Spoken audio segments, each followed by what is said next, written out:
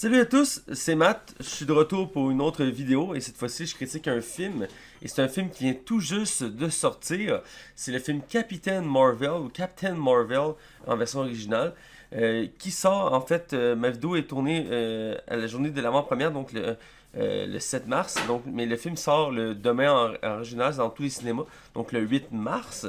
Et dans le fond, Captain Marvel est le dernier film en date dans l'univers de Marvel. Juste avant le film Avenger de Endgame qui va sortir en avril. Ce film se veut comme une sorte de prélude à l'univers des films de Marvel qui existent depuis le tout premier Iron Man et les autres films qui en découlent. Et celui-ci met de l'avant un nouveau personnage qui est le personnage de Captain Marvel, qui est une super-héroïne féminine. Et c'est une première dans l'univers de Marvel chez DC. On avait dû le droit il y a maintenant un certain temps au film Wonder Woman qui mettait de l'avant le personnage de Wonder Woman joué par Gal Gadot qui a fait un excellent travail dans ce film-là, qui a montré qu'un film sur une super-héroïne pouvait marcher et être excellent et être rafraîchissant. Et dans ce cas-ci, c'est Marvel qui a décidé de rattraper son retard et de le faire avec ce personnage-là qui ici est joué par Brie Larson qui a joué entre autres dans Scott Pilgrim vs. Le Monde. Et je connais pas en tant que tel le reste de sa filmographie, mais je sais que c'est une actrice qui est quand même très en vogue en ce moment. On reviendra un petit peu plus loin là-dessus. Il y a aussi Samuel Jackson dans le rôle de Nick Fury, qui reprend son rôle encore une fois après plusieurs films. Il était là dès le premier Iron Man et il est là encore aujourd'hui, même si l'acteur commence à être vieux, mais il est toujours présent en Nick Fury.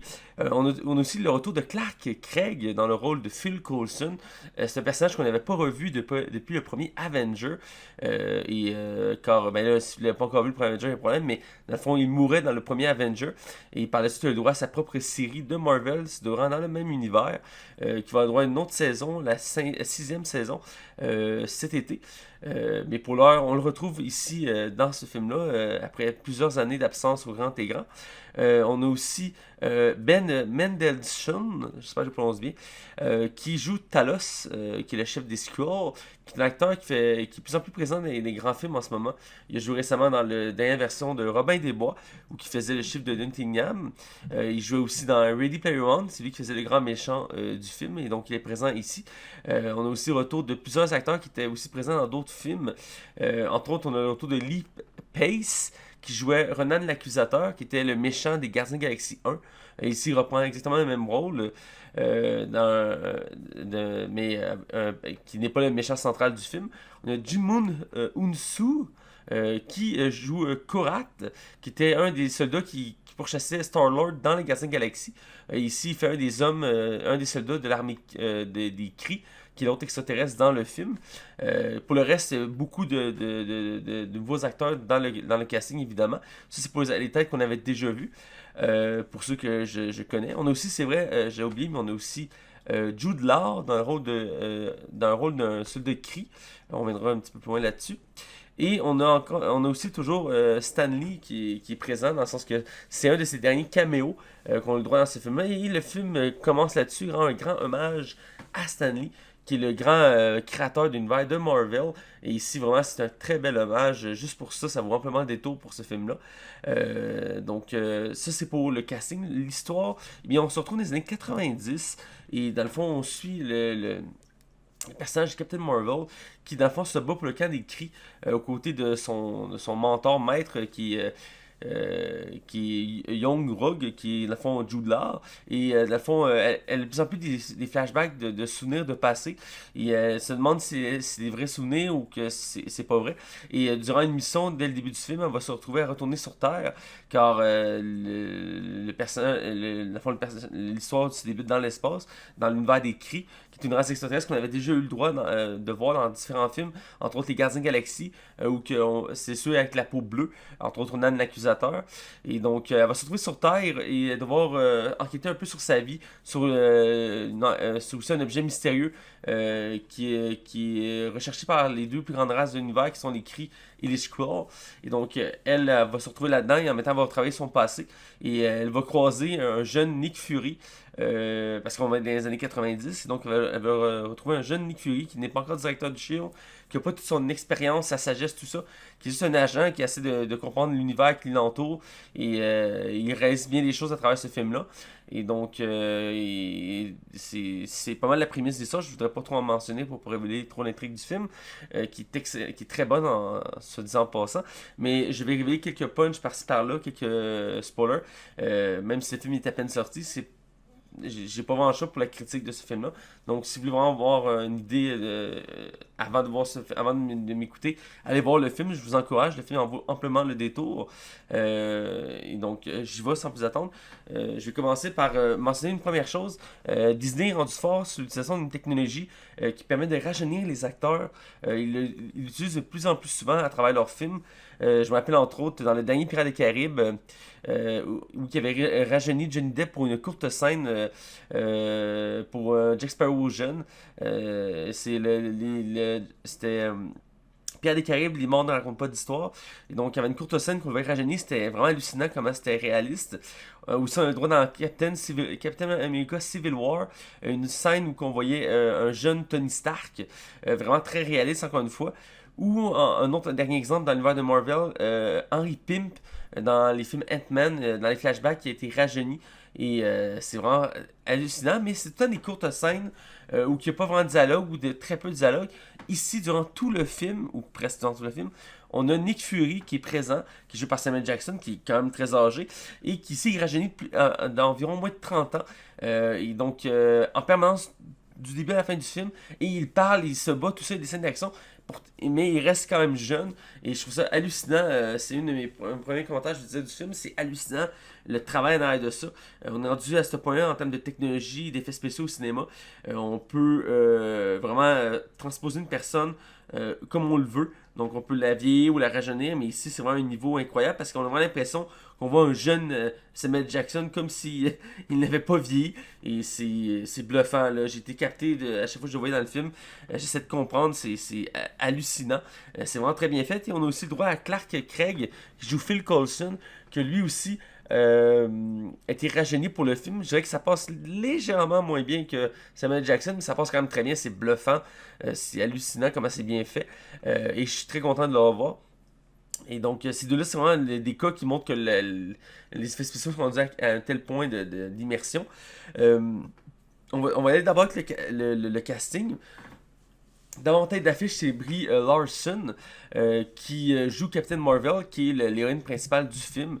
Comme j'ai mentionné, moi je la connais entre autres pour Scott Pilgrim versus le monde, mais elle a fait beaucoup de films. Elle a entre autres joué dans le dernier King Kong, du Skull Island. Je me rappelle maintenant de l'avoir vu là-dedans, mais elle a fait beaucoup de films dans plein de registres, autant action, comédie, drame, horreur, tout ça.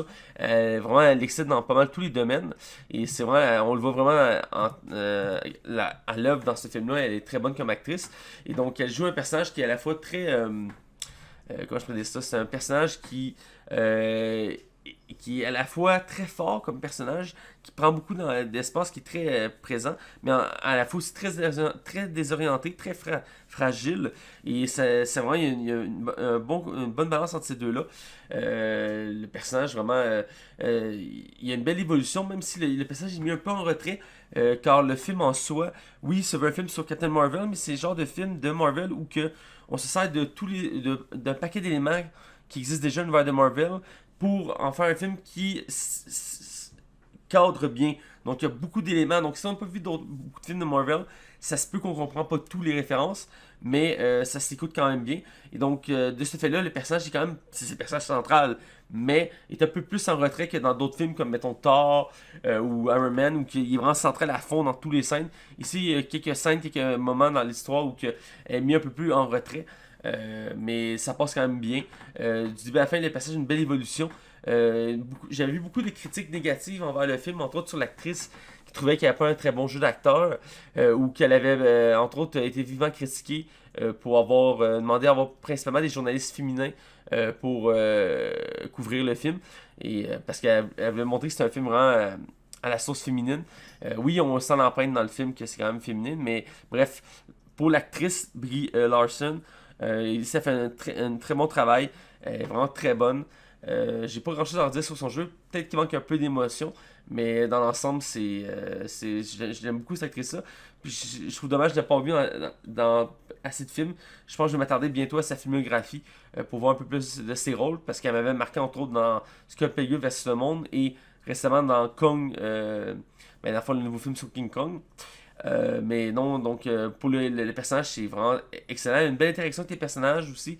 Elle a une belle chimie avec les personnages de Nick Fury joué par Samuel Jackson. Il y a comme un côté body movie, qui est dans le fond un body cop movie. C'est un duo vraiment posé qui s'entraide pour réussir une enquête. Ça marche très bien, un bon humour, une bonne chimie. Ça marche du tonnerre, je trouve que ça marche très bien. Pour continuer avec Nick Fury, qui est dans le fond Samuel Jackson. Lui, il maîtrise son rôle, c'est sûr et certain. Ça fait beaucoup de films. On l'avait vu en scène post-générique dans Iron Man. Après, il est apparu dans Avenger. Et ainsi de suite. Il est dans plein de films. Depuis quelques années, il est moins présent dans les films Marvel. Mais c'est son grand retour cette année. On a pu le voir dans le dernier Avenger à la toute fin, dans une scène algénée qui montrait qu'il était toujours présent. Et donc ici, on le revoit, mais une version plus jeune, moins expérimentée. Qui connaît rien du monde extérieur vraiment. C'est un agent du Shield qui est pas très haut classé, mais qui est quand même important. Il commence déjà à avoir une réputation. Il a ses deux yeux, c'est con à dire, mais il a pas encore perdu un œil. C'est quand même la marque de Nick Fury qui manque un œil. Et rapidement, dès le début du film, il va être vraiment happé dans cet univers-là. Il va découvrir vraiment l'univers. Que la Terre n'est pas limitée à elle-même, il y a un univers extérieur, il y a les extraterrestres, tout ça. Il y a des enjeux vraiment plus hauts. La Terre est plus fragile qu'on peut le penser. C'est vraiment le personnage. Puis il va être beaucoup plus léger aussi. Même si dans les autres films, il y avait un peu d'humour ici, il est encore plus léger en termes d'humour. Dans le sens qu'on voit qu'il n'y a pas autant d'expérience, donc il se laisse un peu plus aller, si je peux dire. Mais ça marche très bien. Dans le film, beaucoup des meilleures répliques du film viennent de lui. Il y a des bonnes remarques. Il y a une, je un peu spoilé, mais en mettant. Dans le fond, il y a une scène où, dans le fond, les cris scannent un chat. Et ils disent que le chat est une arme très dangereuse et ils doivent l'enfermer pour toute sécurité. Et après, le Nick Fury fait comme, mais voyons, ça n'a pas de sens. Et après, ils scannent Nick Fury, ils disent c'est un simple humain, aucun risque, on peut le laisser comme ça. Et là, Nick Fury fait comme, mais ok, clairement la machine est défectueuse. J'ai bien aimé ce gag-là. Il n'y a pas la langue dans sa poche et je trouve que ça marche bien pour ce personnage-là. Et j'ai bien aimé ça, le revoir, ce personnage que j'aime beaucoup, qui n'est pas tant développé à travers les films, mais c'est certains éléments par-ci par-là qui ont été développés. En règle générale, c'est pas le personnage le plus développé de l'univers de Marvel. Et il méritait un peu plus d'espace. Et dans ce film-là, c'est un peu aussi son origin story. Parce que, dans le fond, on le voit jeune, on le voit développer, de découvrir l'univers, de comprendre les enjeux, tout ça. Et il y a même à la fin, il y a une évolution de son personnage qui amène vraiment à la base de l'univers de Marvel qu'on connaît aujourd'hui, donc les Iron Man, tout ça, et Avenger. Ce film-là va vraiment mettre ça en phase. Pour continuer le casting, on a Jude Law qui joue, dans le fond, le mentor de Captain Marvel, qui est un soldat Kree, qui est un des soldats principaux de l'armée Kree, qui a vraiment beaucoup d'influence, beaucoup d'impact dans l'histoire, qui est Young Rogue, qui, dans le fond, il a. Je sais pas si c'est un choix artistique volontaire, j'ai pas lu trop là-dessus, mais ils l'ont pas mis en bleu sa peau, car les Kree d'habitude ont la peau bleue. Dans son cas, ils ont juste changé ses yeux et ils montrent plus ou moins que les Kree ont plus qu'une couleur, mais même si la race principale est bleue, il y a des Kree qui ressemblent à une apparence humaine. Ça m'a pas tant dérangé pour ça, mais en tant que tel pour son jeu, j'ai trouvé un peu absent, un peu présent dans le film, contrairement à ce qu'on avait l'impression de voir dans les bandes annonces. Puis son jeu est comme pas très marquant en soi. C'est pas un personnage très marquant. Il est intéressant pour certains points, pour ce qu'il apporte, mais il est sous-utilisé dans le film, pareil. Je sais peut-être une petite faiblesse au film, mais il reste quand même intéressant à voir. Et c'est un acteur que je trouve vraiment intéressant. Il m'a quand même marqué dans Les Animaux Fantastiques 2. C'est lui qui joue Dumbledore jeune. Et j'ai trouvé beaucoup plus marquant dans ce film-là que dans Captain Marvel. Reste qu'il fait le soldat typique général, qui a des ordres à suivre et tout ça. Ça reste vraiment bien pour ça. On a aussi Clark Craig qui joue Phil Coulson, je vais le mentionner, Après, j'irai dans le film en règle générale.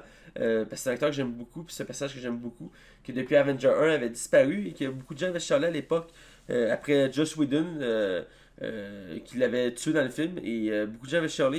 Il avait finalement créé une série de télévision Marvel Agent of Shield que je vous invite à découvrir et de pas vous arrêter juste aux premières saisons, mais de vraiment progresser au moins jusqu'à la troisième saison, où c'est là que la série prend vraiment en qualité. Et la dernière saison, à l'heure actuelle, la cinquième est incroyablement bonne. Euh, donc, pour ce personnage-là que je suis content de revoir. Ici, il était rajeuni lui aussi, parce que l'acteur est quand même âgé lui aussi. Et pour le peu qui est présent, il est quand même assez marquant. Il y a quelques bonnes interactions avec Nick Fury et Captain Marvel. Et on sent déjà qu'il y a un lien profond entre Phil Coulson et Nick Fury dans le film, même si les deux ont peu d'expérience. Phil Coulson est là comme la nouvelle recrue du Shield, qui a aucune expérience. Et vraiment, il y a un cadre vraiment bien établi. Et on sent que ça cadre bien avec l'univers de Marvel ou que dans Avenger, Phil Coulson c'est comme l'agent préféré à Nick Fury, il confie plein de tâches importantes, ça prend son sens dès ce film-là. Je voulais juste le mentionner parce que je trouve que c'est un personnage que beaucoup de gens ont oublié ou qu'on pense plus, mais qui vraiment il est bon, il est marquant. Pour le film en soi, le film est très divertissant. Il est très époustouflant pour ses effets visuels. Autant les scènes d'action que le fait d'avoir rajeuni des acteurs comme ça. C'est bluffant. Aussi, le cadre qui se passe dans les années 90, c'est bien montré dès les premières scènes. On a plein de références au fait que ce sont les années 90. Entre autres, Radio Shack. Ou aussi les Blockbusters, qui étaient dans le fond, c'est comme un Vidéotron ici au Québec. C'est un club vidéo. Il y a plein de références comme ça, les technologies, les ordinateurs, les téléphones, les autos, les armes, tout ça, les avions, c'est vraiment bien représenté de l'époque. On se trouve vraiment dans un film d'action des années 90. Et c'est vraiment, je trouve ça vraiment bien. Puis j'adore le travail qui a été fait pour rendre ça logique dans l'univers de Marvel, parce qu'on est rendu à plus de 20 films de Marvel. À un moment donné, c'est dur de faire le suivi. Et ici, vraiment, le travail a été bien fait. Je sens pas qu'il y a de faiblesse en soi dans le scénario, qu'il n'y a pas d'erreur de temporalité, si je peux dire. Entre autres, les Gardiens de la Galaxie 2, il y avait quelques petits problèmes de ce côté-là, en termes de temporalité. Mais ici, vraiment, ça cadre très bien. La conclusion du film cadre bien que la suite des événements. Et même les différentes actions qui se passent à travers le film cadrent bien. Et ça amène une certaine logique à travers le film.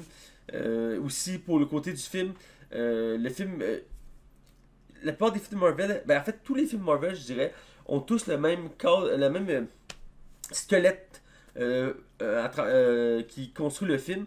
Et un des morceaux de ce squelette-là, c'est le fait qu'il y ait une relation amoureuse dans le film.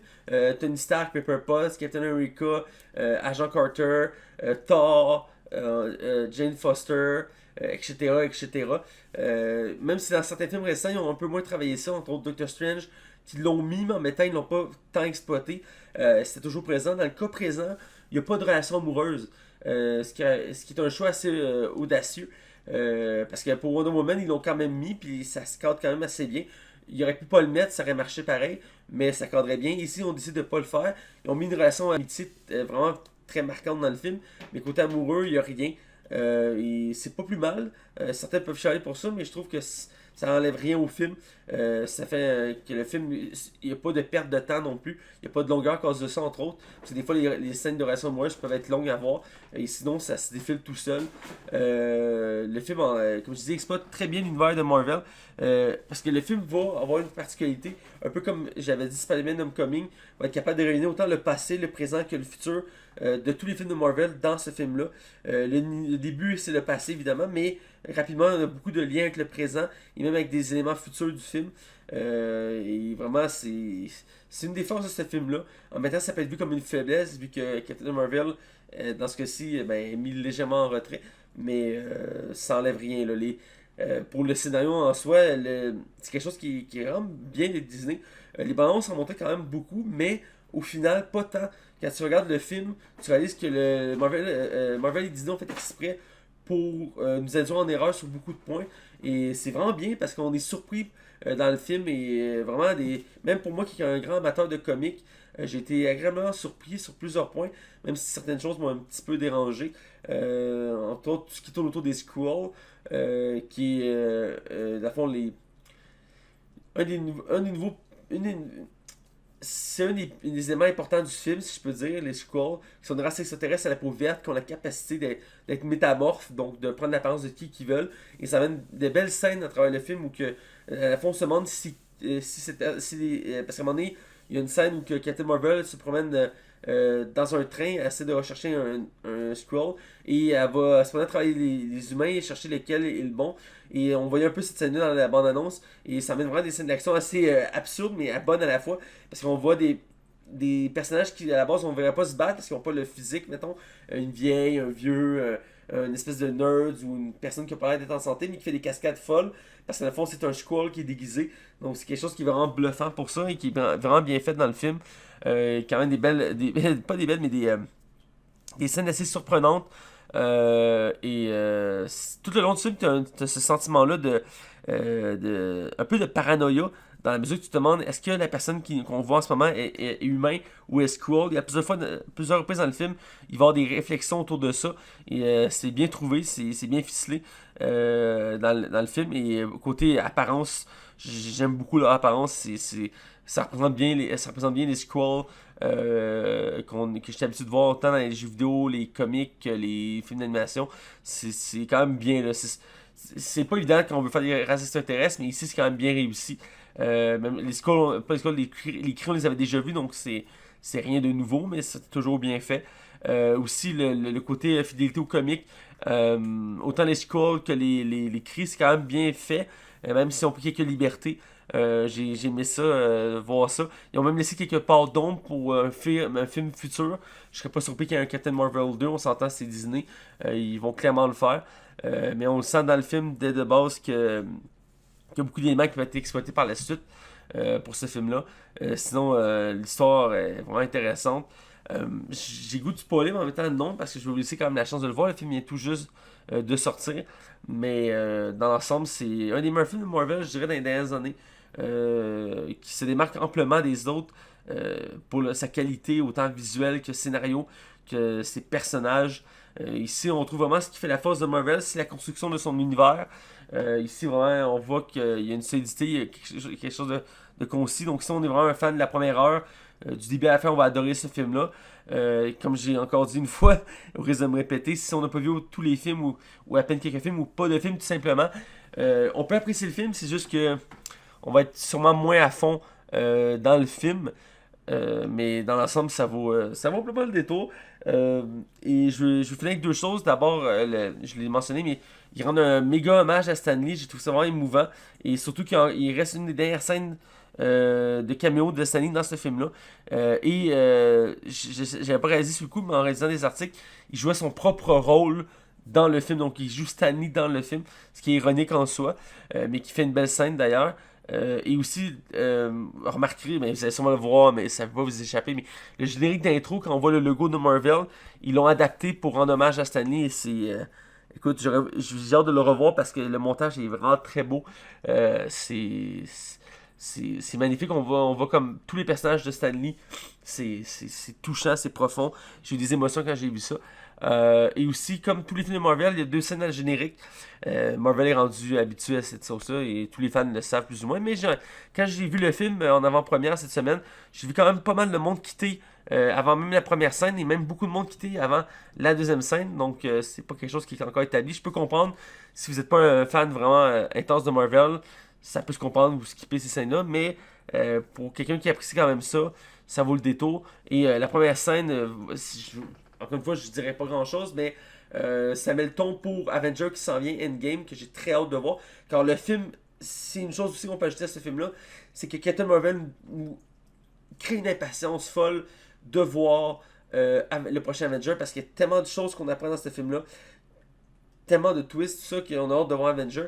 Et la scène post-générique, ben, c'est ça, ça nous met encore plus le goût de voir Avenger, parce que ça fait le pont entre le film Captain Marvel et Avenger. Et donc, c'est une scène à voir. Puis souvent, la deuxième scène est plus humoristique et est marquante dans ce sens-là, mais elle n'est pas très. Elle n'a pas grand-chose. Mais c'est un bon gag et ça ajoute un bon humour. C'est un des éléments du film qui est récurrent dans le film, c'est que j'ai mentionné un peu tantôt. Il y a un chat qu'on voit à travers le film, qui est le chat de Captain Marvel. Et il va y avoir quelques scènes drôles avec ce chat-là. J'espère sincèrement qu'on n'a pas pris un vrai chat pour faire la plupart des scènes parce qu'il s'est fait un petit peu maltraiter dans le film. Je ris, mais il faut pas maltraiter un chat. Il y a un bon gag autour de ça.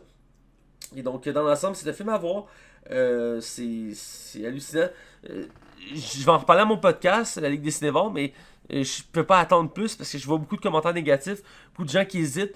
Et je pense que c'est important que je fasse cette vidéo-là pour faire réaliser aux gens que ce film-là vaut amplement le détour. Donc voilà, j'espère que vous avez apprécié ma vidéo. Et je vous invite à commenter, à liker, à partager mes vidéos, ma page Facebook et mon compte YouTube. Et j'adore vous lire, vous entendre. Vous êtes quelques-uns à m'écrire, j'apprécie vraiment énormément ça. Et continuez, je trouve que je m'améliore de vidéo en vidéo. Et je pense que ça paraît. J'essaie d'être un peu plus concis qu'avant parce qu'on m'a reproché que j'avais certaines vidéos qui étaient un peu trop longues. Et donc, j'espère que celle-ci va être quand même assez structurée. Donc, c'est tout. Je vous dis à la prochaine et je vous souhaite de bonnes écoutes. Alors, ciao, bye!